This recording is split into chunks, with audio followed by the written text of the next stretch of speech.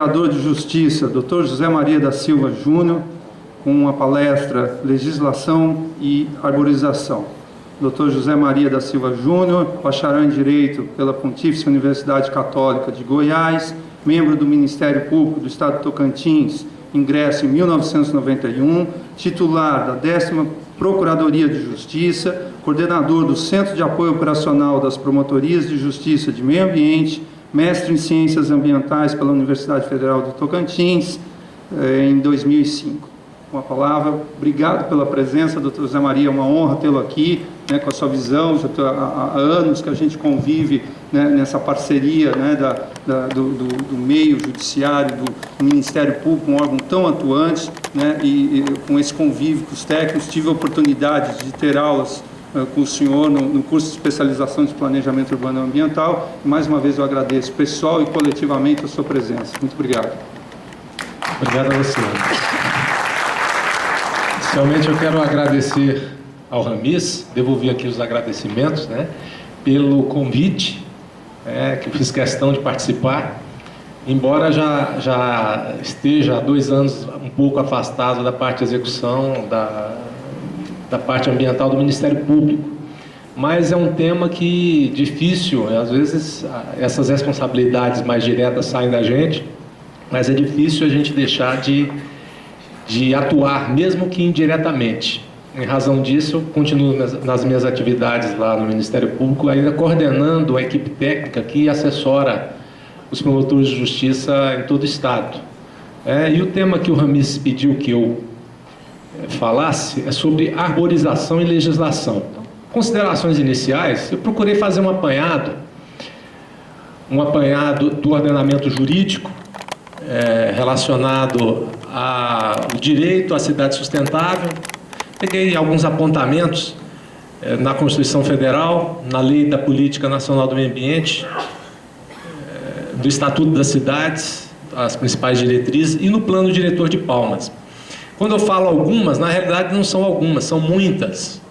Eu vou tentar passar a transparência o mais rapidamente possível, me ater àquilo que for mais importante, mas esse apanhado é mais para dizer o quanto nós somos ricos em termos de legislação, em termos de regulação, pelo menos na parte de princípios, nas normas gerais federais e para minha surpresa, relendo a lei do Plano Diretor de Palmas, o quanto essa lei é importante do ponto de vista de traçar objetivos, diretrizes, caminhos que procuram fazer essa interação entre meio ambiente e ordenamento da cidade. E por fim, eu faço algumas referências relacionados a esses princípios, essa interação entre a parte principiológica e aquilo que a legislação prevê como diretrizes. Depois, rapidamente, os caminhos percorridos aqui em Palmas, praticamente resumindo no atual plano diretor, que está em vigência, os avanços necessários. Também vai ser bem rápido, infelizmente, porque temos pouca coisa a dizer em relação aos avanços desde que a lei entrou em vigência. E vou trazer também um exemplo da visão dos tribunais sobre o tema, se tivermos tempo. Mas, de qualquer forma, as transparências vão ficar à disposição da organização para que possa ser disponibilizada. Bem, começo aqui com uma manifestação em um trabalho jurídico do ministro Antônio Herman Benjamin, que é ministro do nosso Superior Tribunal de Justiça, num recurso especial.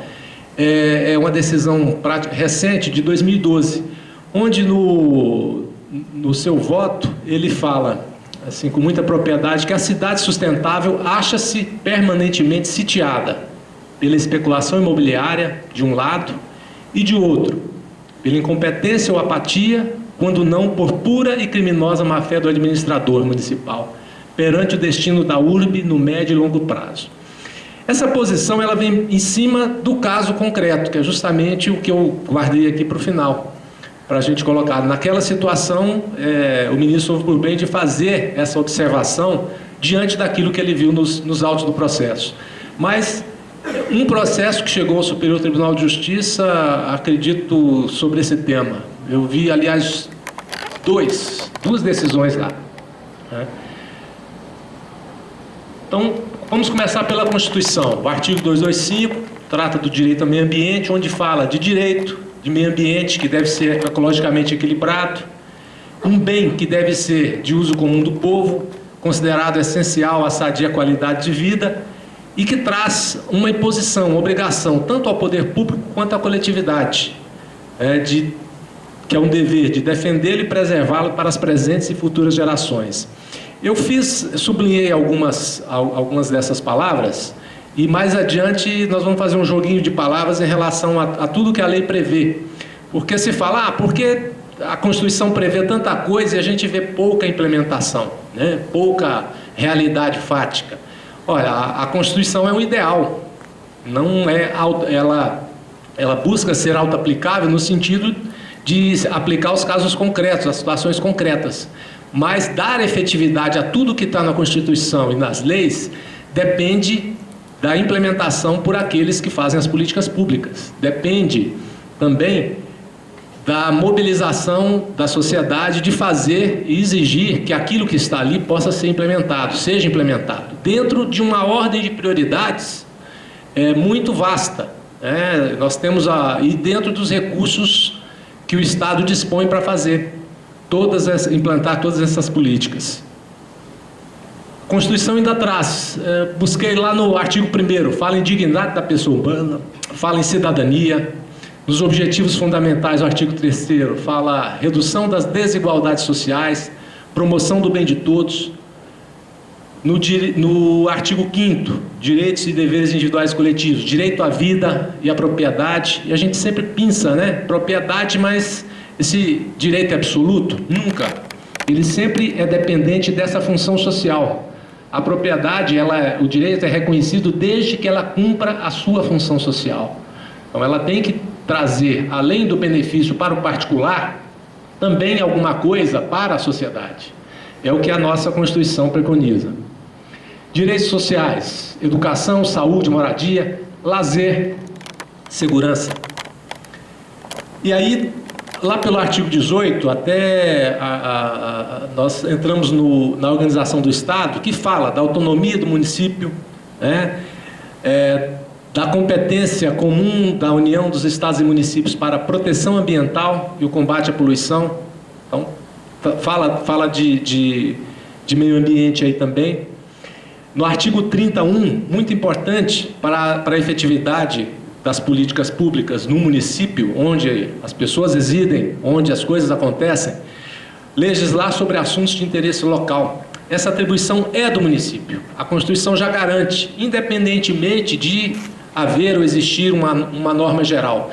Se a norma geral federal existir, ela será um princípio, um guia para a norma local. Só que dentro, se for algo bem específico, a competência para poder legislar e para poder gerir é totalmente do município.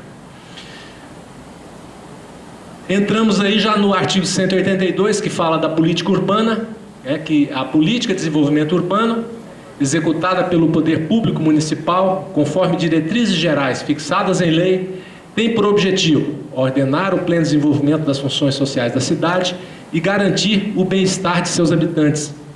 Então, são muitas as palavras que as normas da Constituição Federal trazem relacionadas a esse tema, meio ambiente e ordenamento urbano. Esse artigo 182, ele busca sintetizar justamente aquilo que deve ser incorporado nos planos diretores e na legislação associada ao plano diretor, aquela que o plano diretor diz que deve ser implementada em um determinado espaço de tempo para que se dê efetividade a essa diretriz geral. E o 182, parágrafo 1º, ainda fala sobre o plano diretor. Tem que ser aprovado pela Câmara Municipal, que é obrigatório para as cidades com mais de 20 mil habitantes, sendo o instrumento básico da política de desenvolvimento e de expansão urbana. Então, o instrumento norteador daquilo que as pessoas que vivem em determinado território, né, que tem uma feição urbana e rural também, ele inclui rural e urbano, traçam como prioridade. Por isso ele deve ser discutido de forma ampla pela sociedade, para que se busque ali objetivos, diretrizes, caminhos, para tudo aquilo que seja importante, que dê vida para a cidade, possa ser ali estabelecido e traçado como elementos que possam depois virar alguma coisa real, alguma coisa palpável na vida dos cidadãos desse município.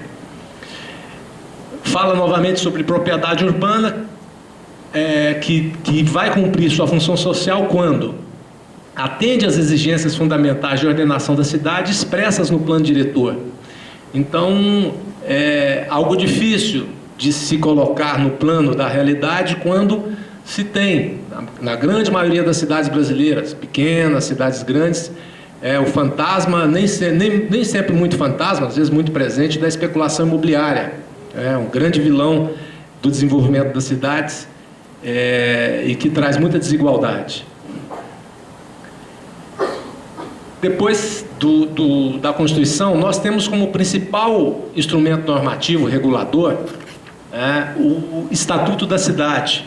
É uma lei de 2001 que também traz uma série de diretrizes, uma série de princípios e caminhos para a efetividade desse direito ao ordenamento urbano. E traz também ele pinça várias ideias relacionadas ao meio ambiente. E essa interação necessária entre urbanismo, ou ordenamento das cidades, e também meio ambiente.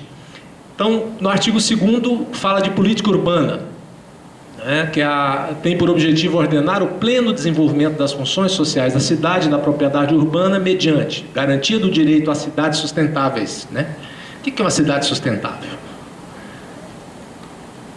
Conceito bem complexo. Sustentabilidade ainda é vista pela grande maioria, é um conceito bonito, é como meio ambiente, todo mundo gosta de meio ambiente, fala de meio ambiente de uma forma assim, bacana, mas muitas vezes quando interfere no seu círculo de propriedade ou em alguma situação de vizinhança, nem sempre se esquecem desse princípio, desse ideal, e se parte para a realidade. Muitos defendem como discurso, ou repetem como um discurso bonito, mas ainda há muito a fazer para que se dê efetividade a isso. Esse direito às cidades sustentáveis, o conceito trazido pelo Estatuto da Cidade, ele diz que ele tem que ser entendido como um direito à terra urbana, à moradia, ao saneamento ambiental, à infraestrutura urbana, ao transporte, aos serviços públicos, ao trabalho, ao lazer, para as presentes e futuras gerações. Busca algo, quer dizer, não só para o presente, mas com foco no futuro, com visão lá na frente, que deve ser buscada. São muitos os dispositivos, gente. Eu vou passar um pouco rapidamente alguns para a gente poder ter tempo de fazer aquele fecho que eu disse. Ainda sobre cidade sustentável, artigo 2º,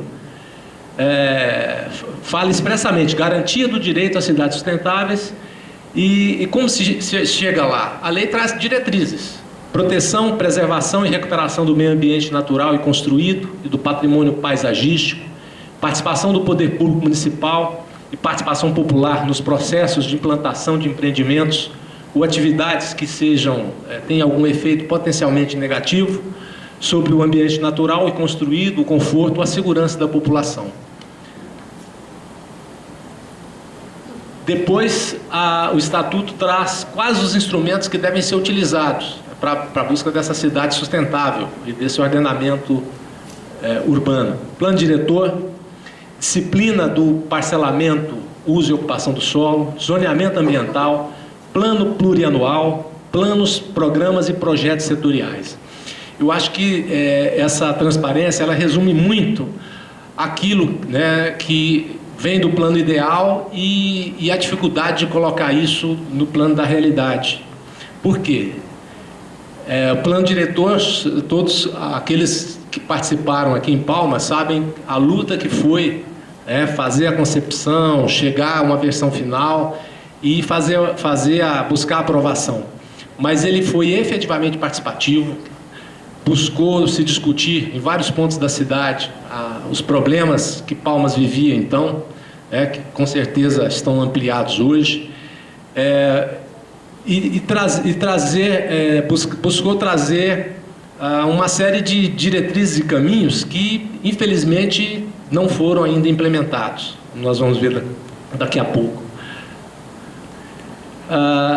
O Estatuto fala ainda sobre o direito de preempção. Eu não sei por que os juristas buscam complicar as coisas quando poderiam facilitar, basta falar direito de preferência, mas eles gostam de usar palavras difíceis, Preferência, essa preempção nada mais é do que a preferência do poder público para aquisição de imóvel urbano, objeto de alienação onerosa entre particulares, e pode ser feita quando o poder público necessitar de áreas para implantar equipamentos urbanos ou comunitários, criar espaços públicos de lazer e áreas verdes, criação de unidades de conservação ou proteção ou outras áreas de interesse ambiental, proteção de áreas de interesse histórico, cultural ou paisagístico.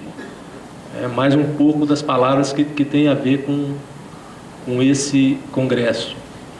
Estudo de impacto de vizinhança, outro instrumento importante também.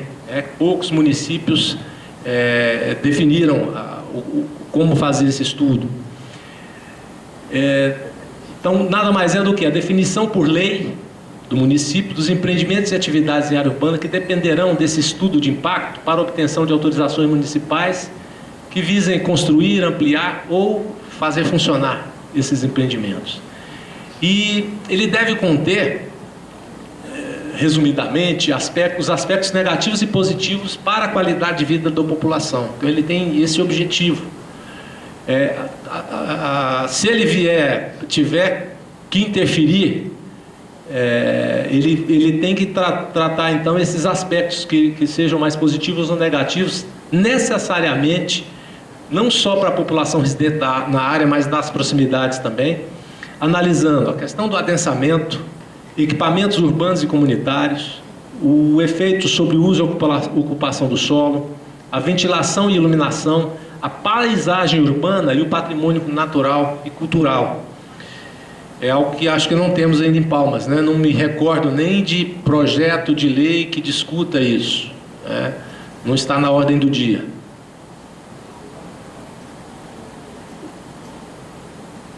O artigo 39 a 42, ele já fala sobre o cumprimento da função social, da propriedade, e que se dá quando se atende às exigências fundamentais de ordenação da cidade, expressas no plano diretor. Então, as diretrizes estão ali. Que deve-se assegurar o atendimento das necessidades dos cidadãos quanto à qualidade de vida. Eu sublinhei várias palavras, como disse, que tem a ver com essa discussão de arborização e paisagem urbana. Por quê? Diretamente, nós não vamos encontrar na Constituição falando sobre a importância do paisagismo para as cidades, ou a importância da arborização. Então, o plano diretor é instrumento básico da política de desenvolvimento urbano, integra o processo de planejamento municipal e deve ser incorporado pelo plano plurianual, diretrizes orçamentárias e orçamento anual. São essas três siglas muito presentes hoje, PPA, a LDO e a LOA, com base na qual todo o planejamento municipal é feito, ou do próprio Estado.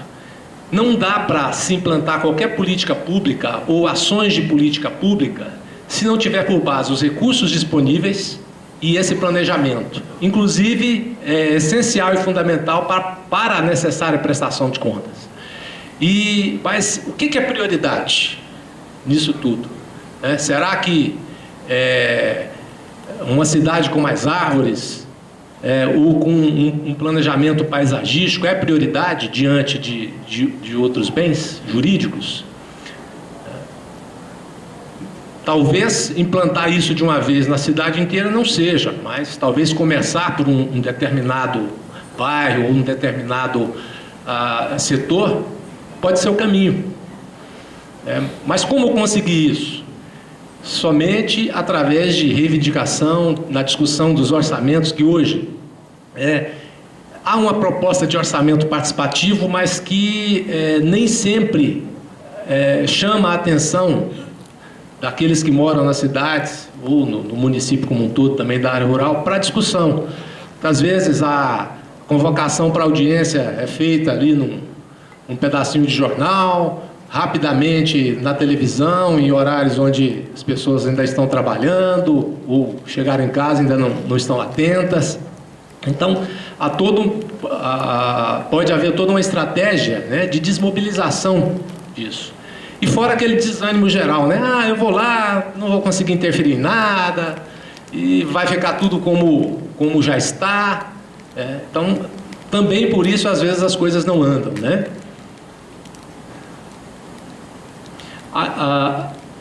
Aí passamos para o plano diretor de Palmas, né? Eu, como disse antes, tive uma grata surpresa de relembrar vários dispositivos dessa lei que tratam de uma forma muito, acho que atual e muito precisa, fala muito sobre meio ambiente, fala muito sobre urbanismo sustentável, sobre cidade sustentável, sobre unidade de conservação, sobre paisagem. Então, são conceitos, né, que inclusive trazidos de uma lei municipal, que é a 1011, que fala da política municipal de meio ambiente, que surpreendentemente, né, ainda estão no papel apenas.